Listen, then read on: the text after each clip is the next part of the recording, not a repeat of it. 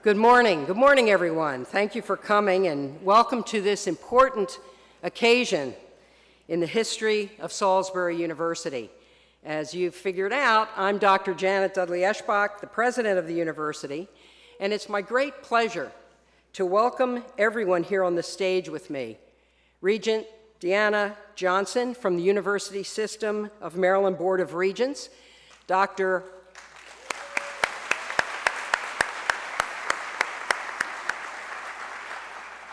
Robert Corrett, Chancellor of the University System of Maryland,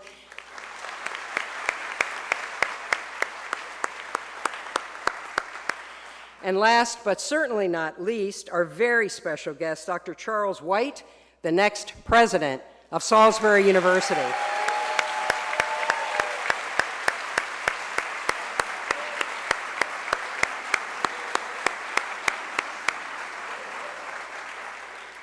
It has been my great honor to serve Salisbury University for 18 years as your president, and I'm just so grateful for the support and contributions of all of the students, faculty, staff, alumni, members of the General Assembly, donors, and others who have in some way or another either passed through the institution or been connected with Salisbury University during my tenure here. You have greatly enriched the life and history of Salisbury University. And as I've said many times, change is good for individuals and institutions. I'm honored to have served and equally honored to turn over the leadership of this fine institution to a new leader, Dr. Charles A. Wight. Dr. Wight, I wish you many great achievements, valuable learning opportunities, and rich experiences as you take over the leadership of this outstanding institution. I look forward to watching SU continue to grow and thrive. Good luck and Godspeed. It is now my pleasure to introduce Ms. Deanna Johnson, representing the University System of Maryland Board of Regents. Appointed to the Board of Regents in February of 2016, Regent Johnson is a graduate of Morgan State University and the Georgetown University Law Center. Ms. Johnson is a member of the Bar in Maryland and the District of Columbia and has practiced law for more than 40 years. Now, I could go on and on about her many accomplishments, but what I think I'd like to close in noting is that she gave yeoman's work, or is it yeowoman's? I'm not sure, Deanna, in chairing, on behalf of the Regents and our university, the Presidential Search Committee. So we're very grateful. I should tell you she's a great friend of Salisbury University, and we're very, very grateful that she could be here with us today. So please join me in welcoming Regent Deanna Johnson.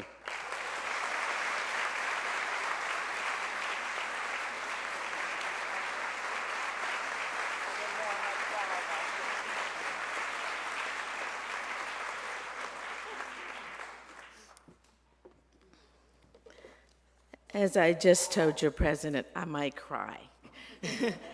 I'm going to try to get through this without that. Thank you, President Janet. And good morning, everybody. Salisbury is very special to me. I'm pleased to be here representing the Board of Regents as we welcome Dr. Charles Wight, the new and next president of Salisbury University. Down here on this paper, it says I need to tell you my name. But I think to most of you, especially my committee members, you know my name. My name is Deanna Johnson, and I am very proud to have been the chair of the committee to find a new president, because I knew I had some big shoes that we needed to fill. The group that we picked was a representative body of the University of Salisbury University, its administration, its faculty, its student body, its staff, and the SU Foundation. Also, we have members of the local community and the business community that serve. It was a wonderfully representative, thoughtful, and committed group. It conducted extensive research extensive national search, held numerous meetings. Some of you may remember that I came to this room and asked you to stand up and tell all of us on the committee what you wanted in your next president. That's part of what we did. We went to you to talk to you about what you wanted. We held 3 meetings in various places so that we could make sure we had what you wanted.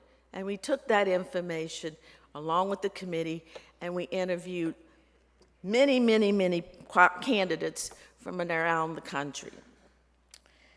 And we came up with one, Dr. Charles Wight, who was identified by the board as the best candidate for Salisbury University. Our work was hard, and the results, I think, are outstanding. I think my committee would agree with me.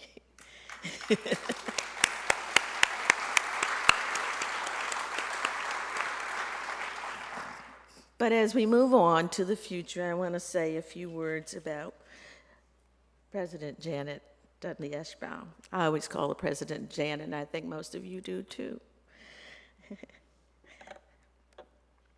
I want to acknowledge your leadership. I told you I'm not sure I could get through this without tears. I want to acknowledge your leadership as a transformative, and that's really an important word, transformative leader. Not just the buildings and the this and that, but the things that bring out of your heart to transform this place to a place where everybody feels important, everybody feels they have a stock in it, and everybody wants to be. I knew that the first time I came to this community and met you. And I met you in some other circumstances, but when I walked in your office and we hugged like we did today, I knew you were it, with a great big I and a T. You have been a president for more than 50,000 of the alumni that graduated from this. That is a tremendous. For 18 years, you have walked the walk and talked the talk. And you've done it all. And you are great and wonderful. And I know that I feel like I'm going to cry, so I'm going to move on. President Janet, I think that you will find that your new president, your new, I hate to say replacement because nobody can do that, right? I think that you'll find that Dr. Wight is driven, thoughtful, tireless, and a committed leader. He's committed to many of the things that you have brought to this campus and many of the values that you attest to and assert and claim are the best ones for this university. Now, Bob Corrett, our chancellor, is going to say a lot more words than I've said, and probably wish I had not said all the words I said, because I speak from the heart. I'd like to give my committee a hand, and I'm like, stand up, stand up.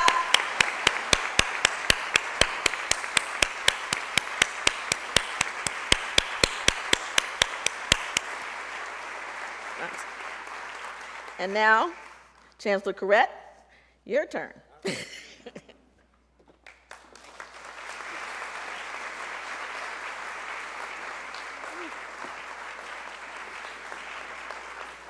You can probably guess, but Regent Johnson is a lot of fun to work with, and that's important in my role. I have to love all of my board, and today, however, she's my favorite board member. I also want to take a moment to thank the search committee.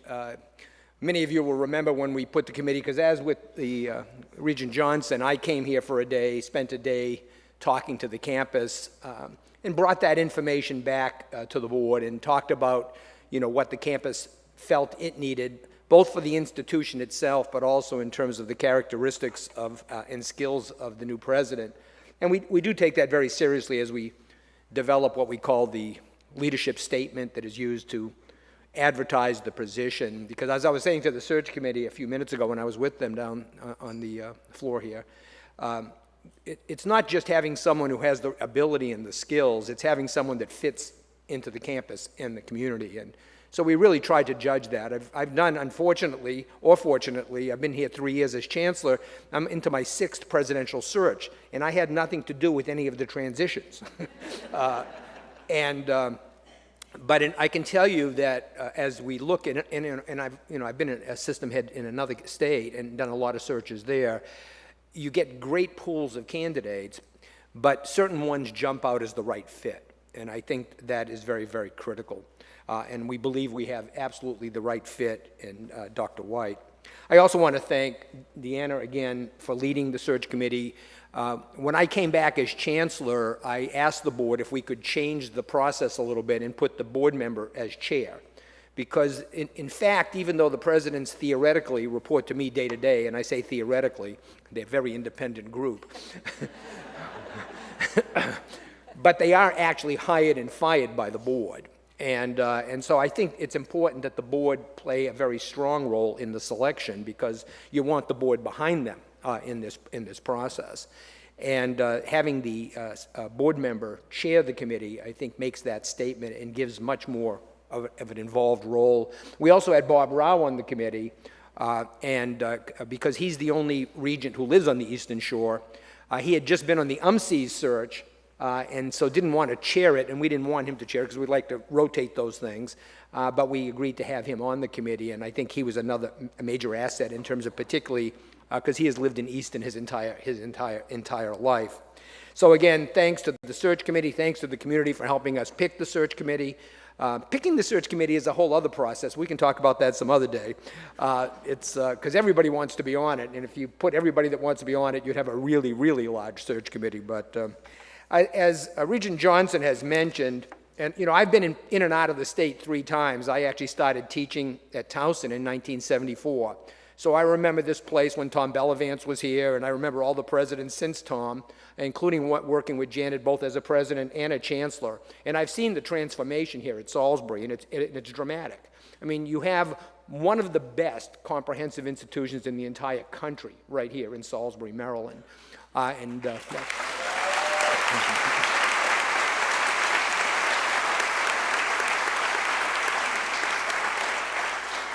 that's a tribute to all of you, but it's also a tribute to the leader, because as I like to say a lot, leadership does matter. Leadership is not something to be taken lightly, and you can have great managers who don't know how to lead anywhere. They just manage what is. But if you're going to actually change something and make it better and better, you need leaders that can make that happen, and Dr. Eschbach has done that extraordinarily well. I've worked with her, as I said, for a lot of years. We hug each other, we fight with each other, but we get along very, very well and have a lot of respect for each other. I enjoyed when I saw former Delegate Conway here in the audience, and when he was in charge of some of the money at the state level, Janet and I would take him to dinner once a year, wine and dine him a bit, and educate him a little bit on the needs of Salisbury University and Towson University, which are the only 2 schools, by the way, in the system that look like they grew up together and know each other. The other 12 campuses are so different. It's a very complex system, but Towson and Salisbury have a lot in common. And so we worked hard on getting the comprehensives appropriately funded as part of the mix within this very complex system that we have. What you've seen here, and I'll just summarize it, is not only an increase in reputation, but to make that happen, you've had a huge increase in both inputs and outputs. The SAT and GPA profile of the student body, the number of applicants to the campus, the size of the population that comes, and critically important, the retention and graduation rates of all these students. And I am so pleased, having done this for a long, long time, that we are now focusing so heavily on success and completion and not just access and affordability. Access and affordability are very, very important, but just letting someone in if they never go out and never earn that degree is just getting us halfway of where we need to be. And so the success rates here, as the retention rates continue to improve, the graduation rates continue to improve, we're very, very pleased with that. And you're seeing it in national rankings in U.S. News and World Report, Princeton Review, Forbes, Money, the Washington Monthly, et cetera, et cetera. And I can tell you at the board level that when Salisbury comes in, we are there to try to help you. We are there to try to provide the resources. Now, Janet will tell you, you don't get the number of resources you need. I think she said that at least on one occasion.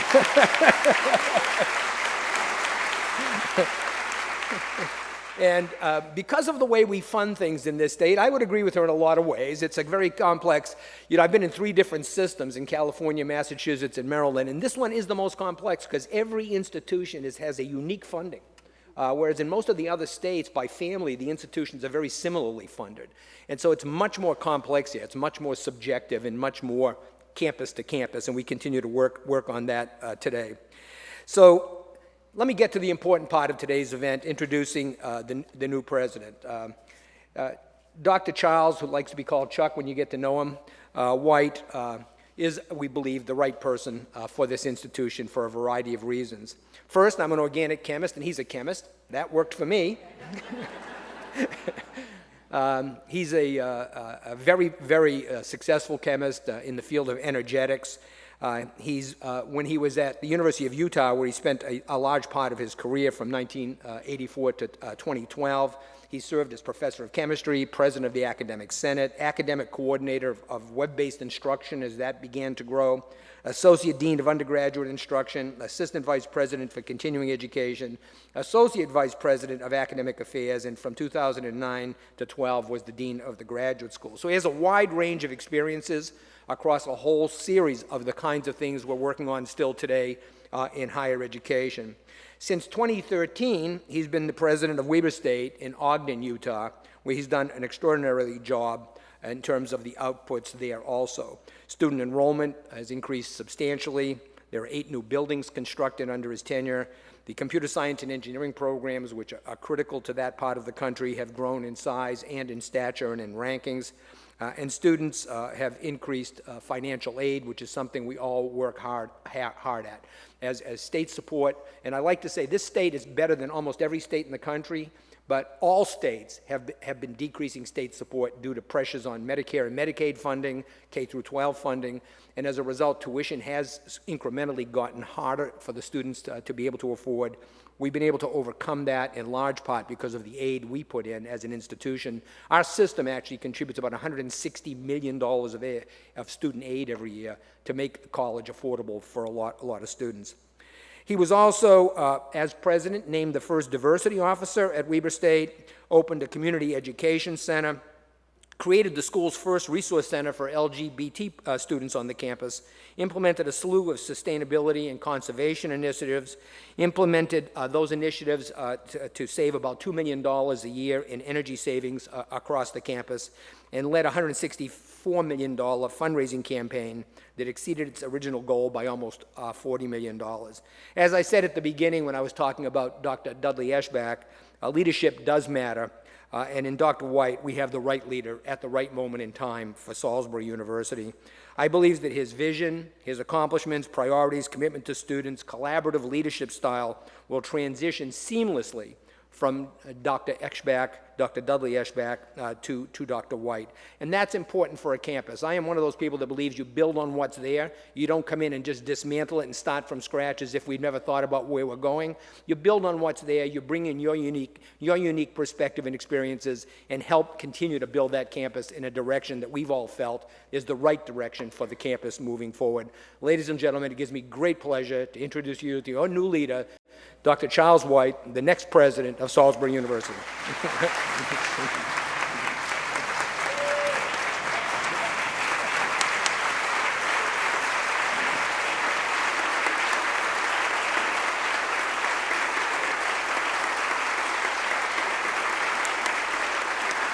Thank you.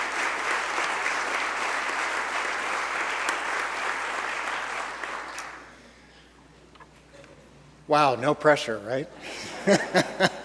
Good morning, everybody.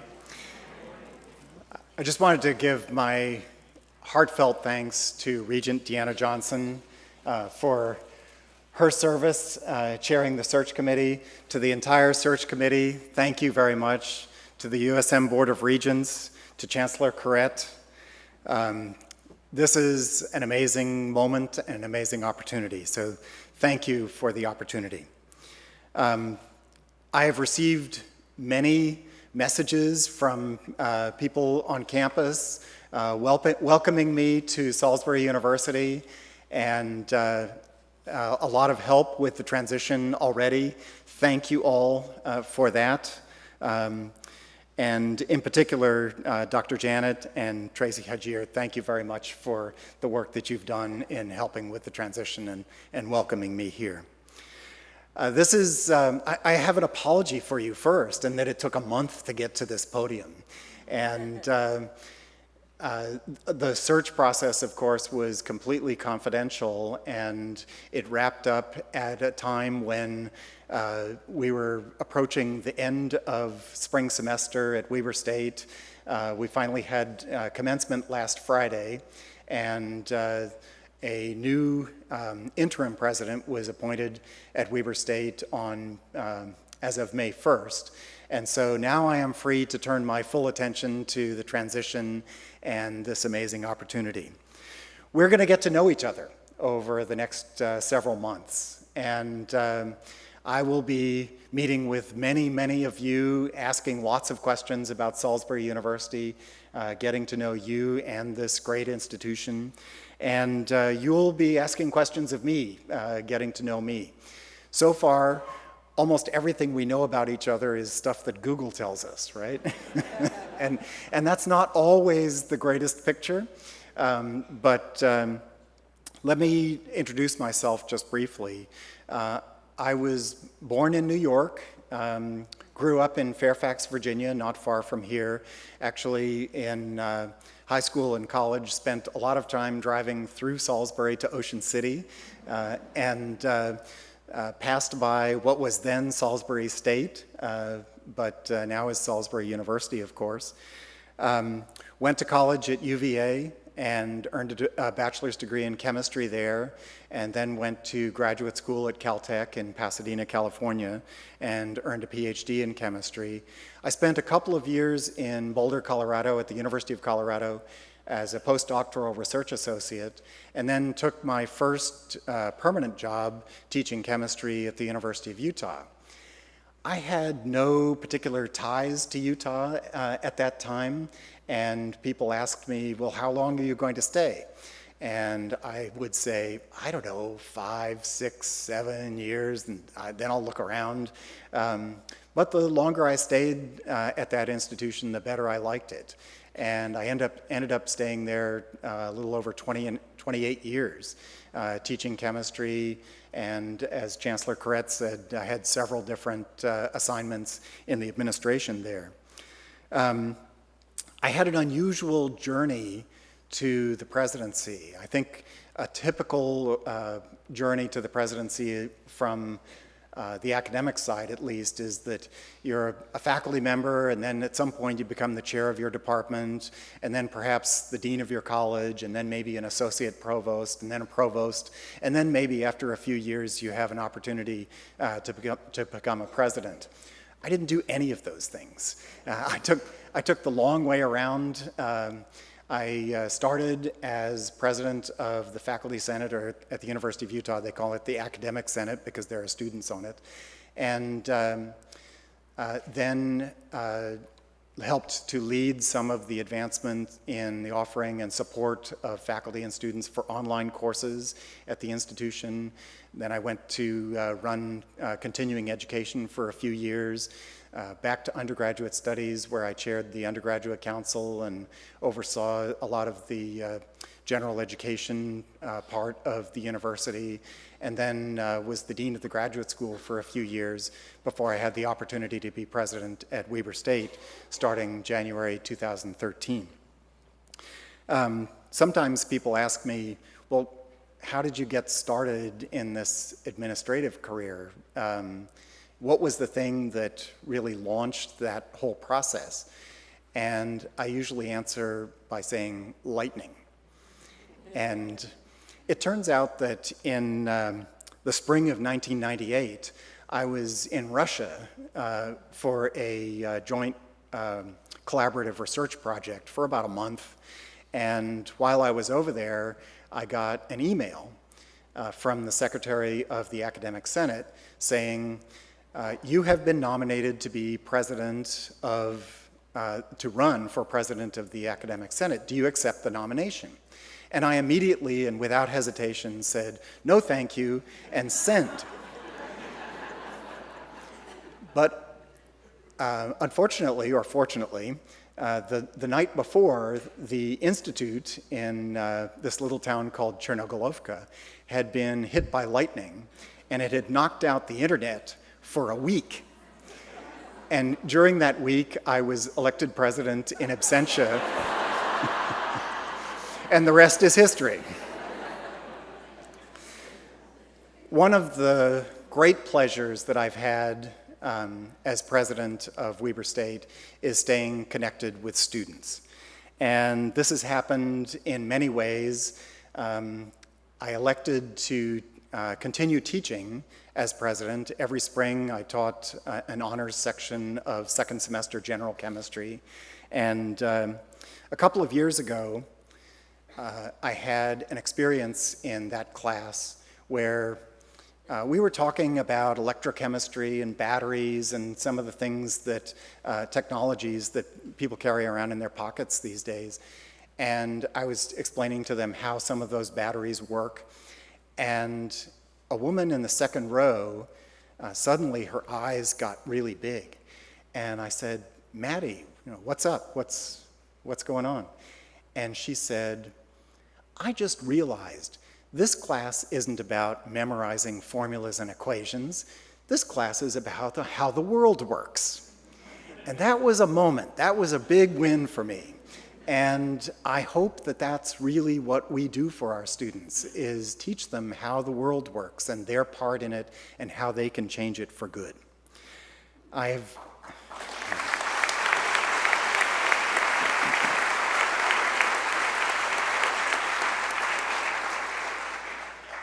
met with many students in classrooms. A couple of years ago, my wife, Victoria Rasmussen. Victoria, would you stand up for a moment? This is my wife, Victoria Rasmussen.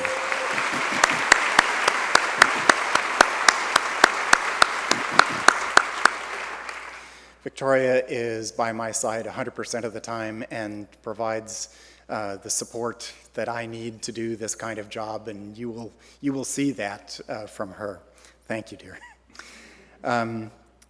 Victoria came to me and said, when you first came to Weber State, you were kind of known as the students' president, and you haven't been getting out and seeing students that often anymore. And so I tried a couple of different things, but the thing that worked best actually was going around to visit students in classrooms. And I got about 50 invitations from faculty to spend 20 minutes in their class talking with students. We had a lot of interesting conversations about parking and sustainability and whatever was on their mind. One of the things that Victoria and I did was took a special interest in the Spirit Squad, the cheerleading and dance team at Weber. And we have accompanied them to national championships 3 or 4 times over the last several years. And this year we were in Daytona Beach with them, and they won 3 national championships, which was really cool. I have been involved with students. Early on, I went to a meeting in our student union, and as soon as I walked in the building, a group of students leaders took me aside and put 2 very large pythons around my neck. And the students were standing in a semicircle taking pictures of me with these snakes around my neck. And that was okay. I'm not a really big snake person.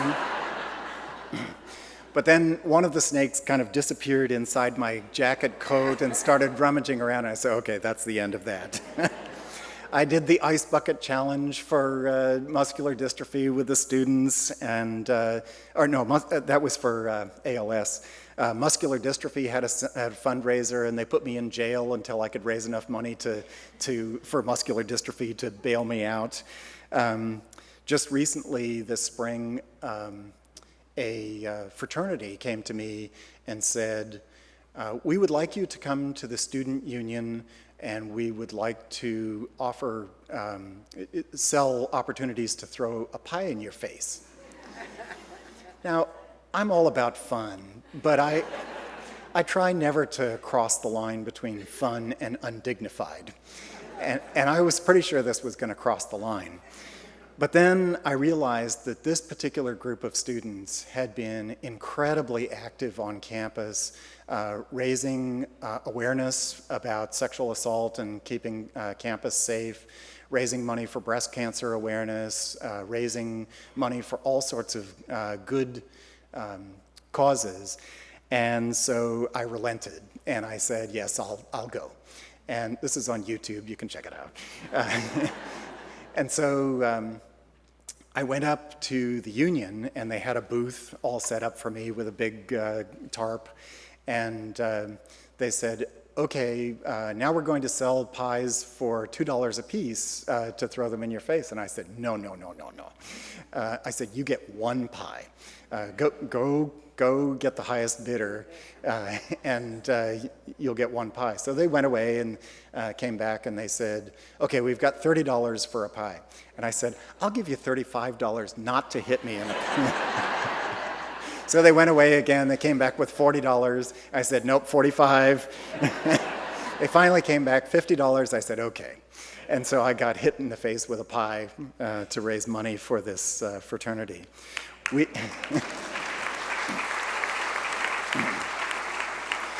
This does not, by the way, set a trend or a precedent. Every year, or most years, I hiked to the top of a local mountain, Mount Ogden, which is right behind the university, and ceremoniously planted a flag and sang the university fight song with them. And really, I say these things to you to point out that I try to have fun in my job. Fun is very important for me. And when I meet with students and give them advice, I usually tell them, choose a career based on your passion and make sure that whatever you decide to do in life, that it's fun. Because if your job isn't fun, at least most of the time, well, go do something else, because you're going to spend a lot of time doing it, and you might as well have fun in your life. And so fun is very important to me. I have had a great time being a president, and I look forward to having a great time being president of Salisbury University. This is a great institution. The students are remarkably successful. This institution serves local and regional workforce needs. It's a leader in its community, and I believe every university has to be a leader in its community for economic prosperity and for social justice. I am very grateful to President Dudley Eschbach and her team for the great position that this university is. Thank you very much.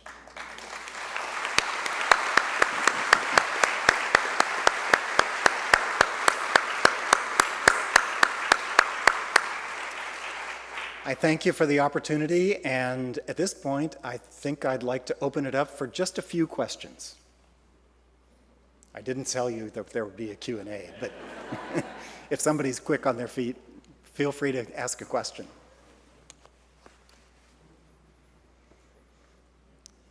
No questions. You know everything? Yes, sir. What are some of the steps you plan to take when you come into office? So my first step is to go on a listening tour.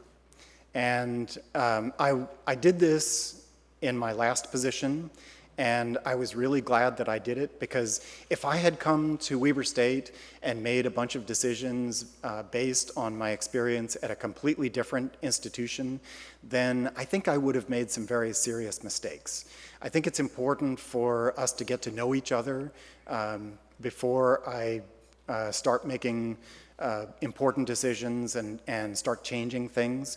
So I'm very fortunate by the fact that Salisbury University is in great shape and is a Maryland university of national distinction. Things are going really well here. And so I wasn't hired by the regents to go in and change a bunch of things and fire a bunch of people. We will make some decisions that take this institution to the next level, but I think I'm going to listen first before I start making those decisions.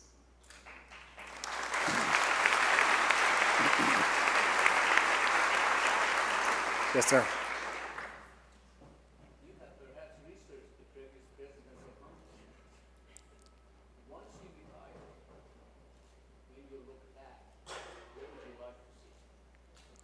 What would I like to see as my accomplishments at Salisbury University?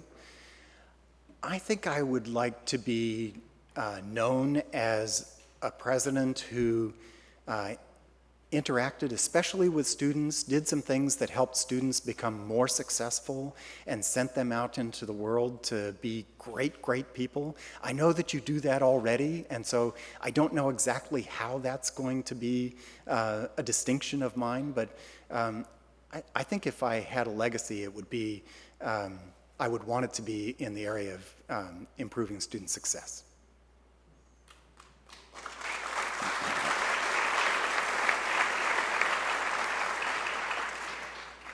Yes, ma'am. Welcome. Thank you. You're coming to us at a very exciting point in history, in a very important location. That being said, what is your vision for tapping the talent of linguistically and culturally diverse students and faculty at this institution and to this institution? You know, a college education is so important for opening doors to students, not only in job opportunities, but in terms of their own cultural enrichment, in terms of their interactions with their community, in terms of their civic engagement. Going to college really opens students' eyes. And therefore, it is exceptionally important that every institution be viewed as a place that's not only welcoming to all kinds of students from all communities and all economic backgrounds, but also that the university be a place where people feel immediately that they belong.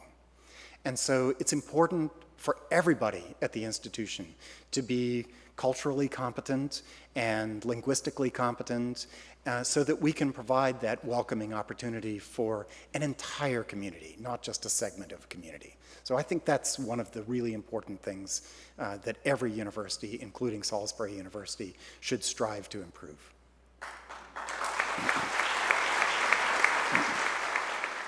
I think we're going to have a little ceremony here. Those of you who know me know that Dr. Janet likes to have a little bit of fun, too.